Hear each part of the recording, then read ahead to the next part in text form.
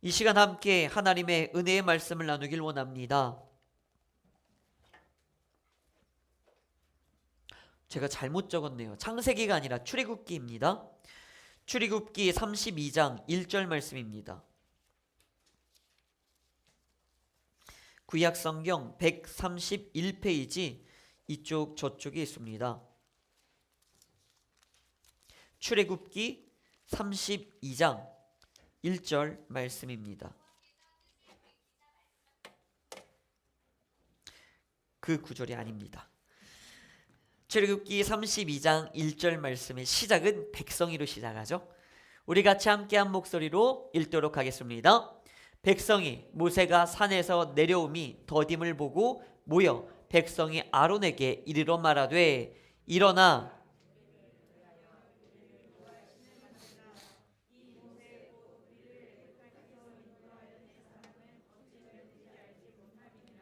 아멘.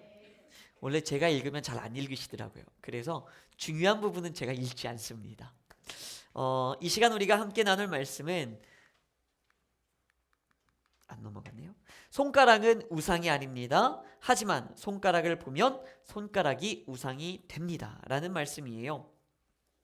요 전에 저희가 추석이라는 명절을 보냈죠. 저도 저녁에 무심코 당일날 운전을 하고 가는데 이렇게 아파트 사이에 아슬아슬하게 가려진 달이 보였어요. 그런데 달이 너무나 예쁘더라고요. 정말 크고 붉고 밝고 구름도 없었어요. 그래서 와 진짜 예쁘다. 달이 정말 예쁘다라는 생각을 했습니다. 그 누군가는요 예쁜 달을 보라고 손가락으로 가리킵니다.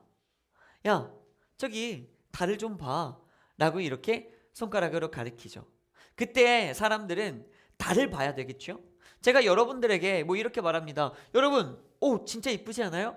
라고 말하면 저거를 봐야지 제 손가락을 보는 사람은 아무도 없단 말이죠. 그런데 여기에서 제 손가락을 본다면 어떨까요? 굉장히 답답하겠죠. 왜 내 손가락을 보는 거지? 뭐 하는 거지? 왜 내 손이 뭐 이쁜가?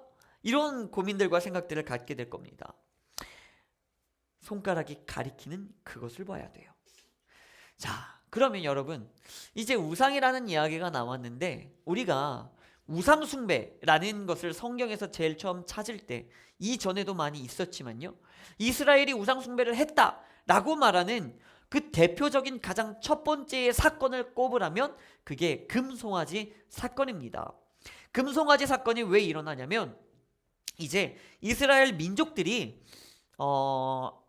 이렇게 출애굽 애굽에서 나오지요. 하나님께서 보내시사 이집트에서 나옵니다. 이집트에서 나와서 하나님이 약속하신 광야라는 그 땅을 향하여서 가나안이라는 그 땅을 향하여서 나아갈 때 광야의 길을 통과를 하죠. 그때 대략 40년을 뭐 광야에서 있지만 어쨌든 이렇게 광야를 향해서 갑니다. 초반이에요. 이제 막 가기 시작했습니다. 며칠이 지났겠지요. 그러다가 시내산이라는 언저리에 이렇게 진을 치고 머뭅니다. 머무는데 하나님이 멈추라고 했죠. 그때 하나님이 이제 말합니다. 모세 너만 시내산으로 올라와 라고 말해요. 백성들에게 말합니다. 나 시내산 올라갔다 올게요. 하나님이 올라갔다 오래요. 하나님이 나 볼 일 있나 봐요 하고 갑니다. 왜 백성들은 그냥 뒀느냐? 이 뒤에 이제 나오지만 하나님의 목소리가 들리는데 모세는 하나님의 목소리를 하나님의 목소리로 들어요. 그런데 이스라엘 민족들, 백성들은 일반 그냥 민족들은 하나님의 목소리가 들릴 때 어마어마한 천둥 소리로 듣습니다. 굉장한 무서움과 두려움을 느껴요. 자, 그러면 그들은 하나님의 음성을 하나도 듣지 못하고 하나님을 두려워할 뿐이에요. 그래서 하나님이 그들은 띄워놓습니다. 그리고 모세만 데리고 올라오죠. 자, 그렇게 모세가 올라갑니다. 모세도 생각했겠죠. 뭐 하나님 만나고 금방 만나서 내려올 거예요 하고 이제 그 산을 올라갑니다. 뭘 챙겨갔겠습니까? 그냥 혈을 단신 갔겠죠. 그런데 40일 동안 모세가 더디 온다 말하잖아요. 40일 동안 모세가 내려오질 않는 거예요. 물도 안 챙겨갔고 밥도 안 챙겨갔어요. 근데 40일 동안 산을 갔는데 40일 동안 내려오지 않아요. 그러면 어떻게 된 거예요? 사망한 거죠. 죽은 거예요. 연락이 안 돼. 40일 동안 연락이 두절됐어. 산으로 갔대. 근데 찾아도 없어. 근처에 없어. 그러면 뭐예요? 단순한 실종이 아니라 사망했구나 합니다. 그때 백성들이 뭐라고 말하냐면 아론에게 말해서 아론 당신이 우리를 인도해 주세요. 하나님께 기도해 보세요. 이렇게 말하지 않아요. 그들이 뭐라고 말하냐면 오늘의 이제 말씀이죠. 그들이 이렇게 말합니다. 네, 그들이 이렇게 말합니다. 야, 우리를 인도한 모세가 없으니 우리를 인도할 신을 만들자라고 말합니다. 그게 이제 세 번째, 네 번째 줄, 다섯 번째 줄에 적혀 있는 말씀이죠. 인도할 신을 만들어라. 우리를 인도한 모세가 없다 라고 말해요. 그러면서 그때 어떻게 합니까? 금송아지를 만듭니다. 금으로 송아지를 만들고 그것을 신으로 이렇게 섬깁니다. 자, 그러면 여기에서 도대체 뭐가 문제고 뭐가 잘못됐을까요? 뭐가 우상일까요? 우리는 여기에서 우상을 찾습니다. 금송아지 사건, 금송아지가 우상이었습니다. 그들이 금송아지를 만들어내서 그것이 문제입니다 라고 말합니다. 뭐가 문제예요? 금이 문제예요? 송아지가 문제예요? 금 얼마나 좋습니까? 당시에 성막부터 시작해서 법궤와 함께 나중에 성전까지 하나님께서 금을 굉장히 많이 활용을 하십니다. 그리고 화폐적인 가치가 굉장히 높았어요. 하나님도 쓸 정도로. 금이 나쁜 걸까요? 아니면 송아지가 나빠요? 이전에 32장 이전에 보면 하나님이 모세에게 주구장창 말씀하십니다. 송아지로 제사를 드려라. 하나님도 송아지로 제사를 받습니다. 농사를 할 때든 여러 가지든 송아지는 굉장히 귀하게 쓰임받았어요. 하나님을 위해서도요. 그러면 송아지가 잘못된 겁니까? 송아지가 문제일까요? 금이 문제예요? 송아지가 문제예요? 아니면 금이랑 송아지가 만나면 그게 문제가 되는 겁니까? 그게 우상일까요? 도대체 뭐가 문제고 뭐가 우상이었을까요? 이들은 이렇게 말합니다. 우리를 인도한 모세가 없으니 우리를 인도할 신을 만들자. 바로 이게 문제라는 거죠. 자, 이스라엘 민족들은 이렇게 생각합니다. 모세가 죽었다. 모세가 없다. 모세가 사라졌다. 왜 그들이 이 생각을 했을까요? 말씀드렸듯이 40일 동안 모세가 나타나지 않았어요. 그러자 그들이 만드는 게 뭡니까? 모세처럼 죽지 않는 영원한 것, 변하지 않는 영원한 것, 금. 그리고 우리를 이끌 만큼 생명력 있고 성장의 속도가 있는 굉장한 힘을 가진 것, 송아지. 이 둘을 합쳐서 금송아지를 만들어냅니다. 변하지 않고 죽지 않고 영원한 생명력을 가졌고 우리를 이끌 수 있는 힘, 금송아지를 그들이 만들어냅니다. 그러면 이 금송아지가 우상이었느냐? 아니죠, 여러분. 뭐가 우상이었습니까? 모세가 우상이었죠. 왜 그럴까요? 오늘의 말씀을 다시 한번 잘 살펴볼까요? 이들은 뭐라고 말합니까? 우리를 인도할 신을 만들라. 왜요? 우리를 애굽 땅에서 인도하여 낸 그 사람 모세가 어떻게 됐는지 모르겠다. 그런데 여러분 기억하십니까? 저는 이제 십계명을 대충 외우는데 십계명을 대충 아시는 분들은 외우시는 분들은 아실 겁니다. 십계명의 시작은 제1은 이렇게 시작하지 않습니다. 십계명의 시작은 이렇게 합니다. 나는 너희를 애굽 땅 종되었던 집에서 인도하여 낸 누구다? 여호와다. 이렇게 시작을 해요. 종되었던 그 애굽 이집트에서 인도하여 내신 분이 누굽니까? 하나님이죠. 그런데 이들은 누구라고 생각합니까? 모세라고 생각해요. 나를 인도했고 우리에게 수많은 기적들을 보였던 그 모세가 지금 없어졌다. 그러니 모세를 대신하여서 새로운 신을 만들자라고 말해요. 그러면 이때 우리는 이스라엘 민족의 생각을 엿볼 수가 있죠. 이스라엘 민족은 어떤 생각을 가지고 있었습니까? 모세는 신이다였어요. 우리를 인도하여 낸 신이었어요. 근데 그 모세가 부재하고 사라지니까 모세를 대신할 새로운 신을 만들어요. 즉 모세는 신이었어요. 누구에게? 이스라엘 백성들에게. 그러면 이스라엘 백성들에게 우상은 무엇이었습니까? 금송아지요? 아니요. 이미 그 전에 이스라엘 백성들에게 우상은 모세였습니다. 그들은 모세를 우상화했던 거예요. 인도해낸 모세, 그리고 이제는 인도할 새로운 신, 그들은 그렇게 우상을 만듭니다. 하지만 모세는 우상이 아니었고 신도 아니었어요. 모세는 무엇이었습니까? 손가락이었죠. 모세는 늘 무엇하고 있었습니까? 하나님을 가리키고 있었어요. 모세는 늘 하나님을 보여주려 했었고, 모세는 늘 하나님을 사랑하라 했었고, 모세는 늘 하나님의 살아계심을 증거하려 애썼습니다. 그것이 바로 모세의 삶이었어요. 모세는 여러분들도 아시다시피 하나님이 처음에 야 가라 말할 때 저는 못 가요. 저는 힘도 없어요. 저는 말도 못해요. 혀가 둔한 자예요. 굉장히 소심한 자였어요. 하지만 하나님의 역사를 거듭하고 거듭하면서 모세는 어떻게 됩니까? 굉장히 대범한 리더로 변해갑니다. 왜요? 모세가 잘났어요? 아니요. 그는 더욱더 하나님을 사랑하라고, 하나님의 사랑을 이스라엘 민족들과 백성들에게 보여주려고 애썼던 거예요. 그만큼 모세는 손가락으로서의 역할을 열심히 하기 위해서 그는 그렇게 하루하루 살아냈던 겁니다.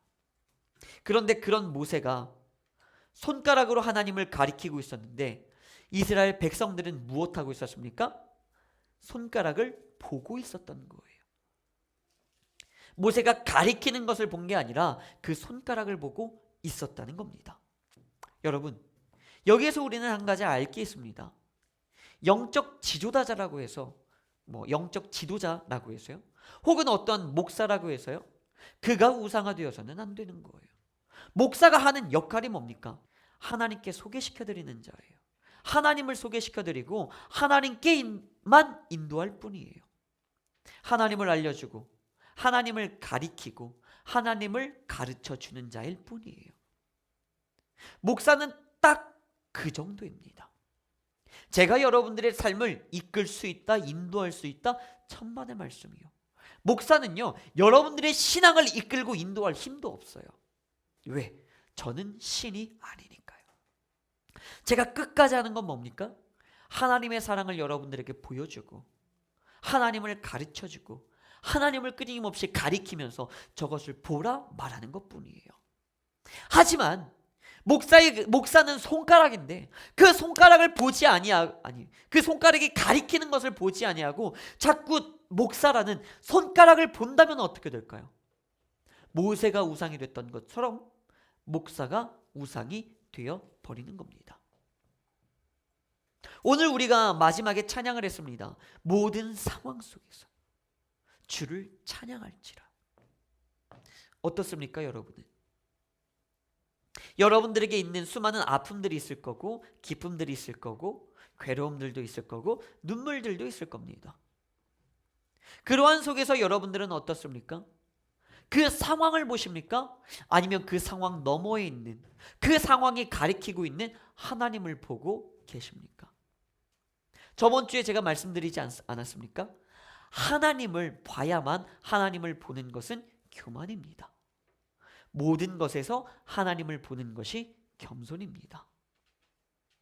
그렇습니다. 여러분들의 모든 상황은 다 하나님을 가리키고 있어요. 여러분들 주위의 모든 사람들은 다 하나님을 가리키고 있어요. 원수가 나를 핍박하고 괴롭히고 나에게 눈물을 흘리게 만들지라도 그 모든 것들은 결국에는 하나님을 가리키고 있어요.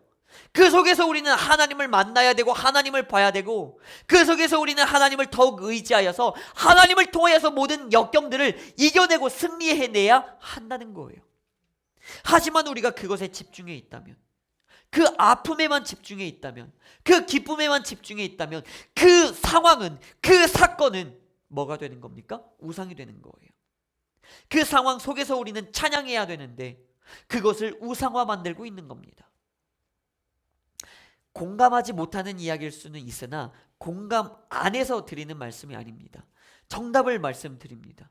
아파죠. 힘들죠. 괴롭죠. 그래서 울 수도 있고 주저앉을 수도 있어요. 그것 자체가 잘못되었다는 건 아니에요.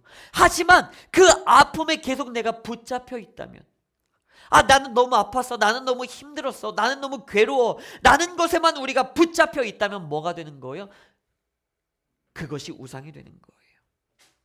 그것 때문에 일어나지 못하고, 그것 때문에 털지 못하고, 한 걸음 앞으로 기어나가지도 못한다면 어쩔 수 없어? 아니요. 그게 우상이 된 거예요. 거기에 집중하고 있거든요.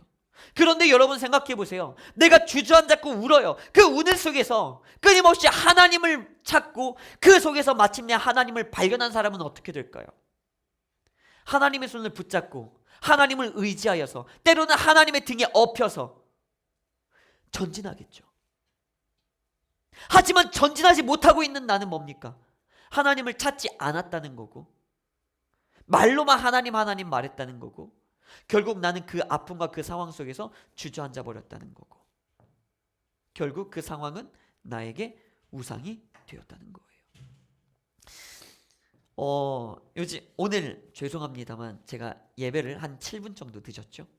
늦은 데는 나름의 변명이 있습니다. 변명을 드리자면 이런 거죠. 자, 저의 이야기를 잘 들으세요. 변명은 이겁니다. 이제 이한이를 볼 사람이 없어요. 근데 이제 이한이가 굉장히 이제 지금 감기에 걸려가지고 아파요. 열이 좀 있어요. 그래서 딱 지 이야기하니까 기침하네. 똑똑한데? 아주 눈치가 좋아. 우리 둘이 같이 약 팔면 될 것 같아요. 자, 아주 찰떡궁합이야. 감기에 걸려서 보셨죠? 아파요 지금.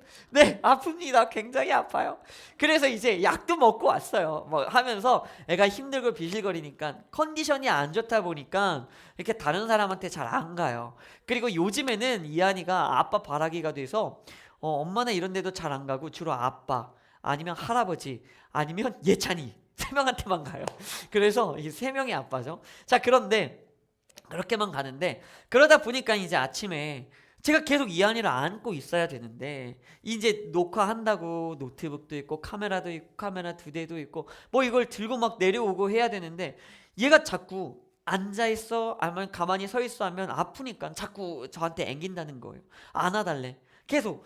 얘를 안고 있으면 뭘 할 수 있는 손이 없어요.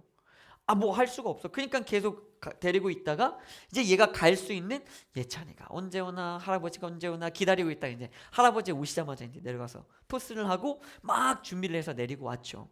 그랬더니 이제 시간이 살짝 딜레이가 됐어요. 물론 이거 안 할 수도 있어요. 하지만 제가 예전에 말씀을 드렸죠. 하나님께 드린 약속이라고. 그래서 이제 하다 보니까 이렇게 조금 한 7분 정도가 늦어졌습니다. 여러분들에게 너무 죄송하고 하나님께도 죄송해요. 자, 이때 여러분, 이게 중요한 거예요. 이한이 때문에 어쩔 수 없었어요. 요즘에 상황이 힘들어서 어쩔 수 없어요. 바빠서 어쩔 수 없었어요. 그럼 어떻게 해요? 이한이 다른 사람한테 안 가는데? 우는데? 어떻게 해요? 방법이 없잖아요. 어쩔 수 없었어요. 이건 뭐예요? 이한이가 우상이 된 거고 상황이 우상이 된 거예요. 그렇죠? 하지만 이 속에서 하나님을 바라본다면 어떨까요? 여러 가지 방면으로 하나님을 바라볼 수 있겠지만 적어도 제가 오늘 바라본 거는 이거죠. 끊임없이 이한이를 통하여 하나님을 볼 때 하나님께서 이렇게 저에게 말씀하시는 것 같아요. 야, 너 아프지 않냐 시원아? 네 영이 아프지 않냐? 나는 그렇게 너를 내가 해야 될 일도 다 내려놓고 계속 너만 보고 있다 시원아. 너 이제 좀 그만 아파라. 너 이제 좀 정신 좀 차려라. 라고 말씀하시는 하나님의 음성이 막 들리더라고요. 그러면서 또 하나 느낀 게, 내가 진짜 하나님을 사랑한다면 하나님께서 모든 일을 내팽겨치시고, 야, 내가 해야 될 일이 있고 너무나 바쁜 일이 있지만 내 아들 시원아, 네가 아프고 네가 가엾어서 내가 지금 너를 신경 쓰느라 아무 일도 못한다라고 하면서 나를 끌어안고 계신 그 하나님, 그 하나님의 품에서 예수 그리스도 독생자를 보내심으로 십자가에 못 박혀서 돌아가시게 만드심으로 나를 살리시고 나를 치유하신 그 하나님, 그 예수님, 이제 그 사랑을 내가 깨달았고 내가 그로 말미암아서 치유가 되었다면 이제는 나는 뭐 해야 되는 거예요? 나 때문에 못하신 그 하나님의 일을 내가 해야죠. 하나님이 못했다기보다는 어쨌든 하나님께서 이제 나에게 주시는 그 사명들을 내가 이루어 나가야죠. 그렇다면 내가 이렇게 지각하면 안 되죠. 더 새벽에 일찍 생각을 했어야죠. 새벽에 나왔었는데 생각을 못했어요. 생각이 안 났어요. 계속 말씀 준비하고 그 묵상하느라.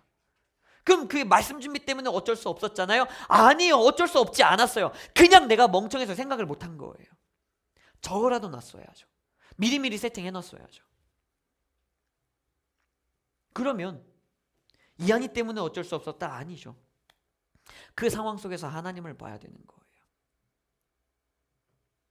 저의 삶을 나누어 드림으로 여러분들에게 이해를 쉽게 만들어 드렸습니다.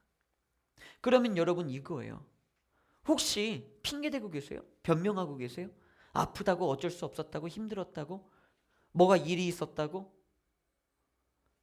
그거 그냥 우상인 거예요. 그것을 통해서 그래서 하나님 묵상하셨어요? 그 속에서 하나님 만나셨어요? 그럼 그 하나님이 뭐래요? 뭐라고 하셨어요? 못 만나셨죠. 어떤 하나님의 응답도 감동도 못 받으셨죠. 그래요. 그 속에서 하나님을 보지 못하고 그 어렵고 힘들고 괴로운 상황 속에서 하나님을 묵상하고 하나님을 발견하고 하나님을 보지 못했고 그 상황만 집중해서 그 상황을 우상으로 만들었던 거예요. 여러분 생각해 보세요. 달이요? 우리가 뭐 달 막 섬기고 그러잖아요. 달이요? 달이 우상일까요? 아니에요. 하나님이 만드신 거잖아요. 얼마나 귀해요. 좋아요. 밤을 밝혀주잖아요. 아름답고 예쁘고. 돈이요? 돈이 우상입니까? 아니죠. 그 돈을 통하여서 하나님을 묵상하고 그 돈을 통하여서 하나님의 나라를 확장할 수 있는데요. 얼마나 귀한 도구예요. 달도요, 돈도요, 산도요, 뭐 1월 성신이요? 얘네들 다 우상이 아니에요. 하나님이 만드신 귀한 것들이에요. 동물도요, 사물도요, 자연도요, 사람도요, 어떤 상황도요. 그 어떤 것도 마귀도 사탄도 귀신도 아니에요. 다 하나님이 만드신 귀한 것들이에요. 단지 우리가 그거를 보면서 하나님을 봐야 되는데 그것만 보고 있으니까 그게 우상이 되는 거예요. 달을 보면 볼수록 뭐가 생각나야 돼요? 하나님이 생각나야죠. 해를 보면 볼수록 바로처럼 태양신을 섬기는 게 아니라 해를 보면 볼수록 뭐가 생각나야 돼요? 하나님이 생각나야죠. 별을 보면 볼수록 하나님이 생각나야죠. 그런데 별로 점을 치고 달로 점을 치고 해를 섬기고 있고 걔네들은 나무는 잘못이 없어요. 걔네들은 우상이 되고 싶은 생각이 없었어요. 우리가 그렇게 만든 거예요. 이스라엘 민족이 모세를 우상으로 신으로 섬겼던 것처럼 말이죠. 결국엔 나의 문제라는 거예요. 어떠한 상황 속에서도 어떠한 환경 속에서도 그러한 것들을 우상으로 만들지 않길 바랍니다. 그것만을 집중하고 그것만을 보지 않길 바랍니다. 그리고 여러분 그 수많은 사건과 아픔과 많은 것들 속에서 많은 관계 속에서 우리가 바라봐야 되는 건 하나님입니다. 이것을 통하여 주님은 나에게 무엇을 알려주길 원하시는가? 이것을 통하여서 주님은 나에게 무엇을 말씀하길 원하시는가? 이것을 발견해 나갈 때 그 모든 아픈 상황들이 변하여서 하나님께 영광을 올려드린 찬양의 상황이 될 것입니다. 모든 불화들이 그리고 모든 깨짐들이 그리고 모든 아픔과 모든 상처들이 이제는 변하여서 나의 주님을 향한 기쁨의 간증이 될 것입니다. 이제는 그만 우상 숭배를 버려 두시길 바랍니다. 손가락은 우상이 아닙니다. 그 손가락을 내가 쳐다보고 있다면 내가 그 손가락을 우상으로 만든 것입니다.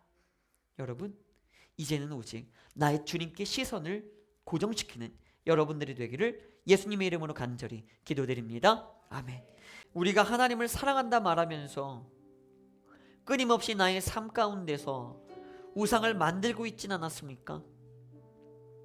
때로는 기쁜 상황, 때로는 점점 악화되는 상황, 그 모든 상황에만 집중하고 힘들다, 피곤하다, 괴롭다, 아프다, 슬프다, 기쁘다, 좋다, 행복하다 그저 이러고만 있었습니까? 그렇다면 우리가 그것을 우상으로 만들고 있었던 것입니다. 교만했던 것입니다.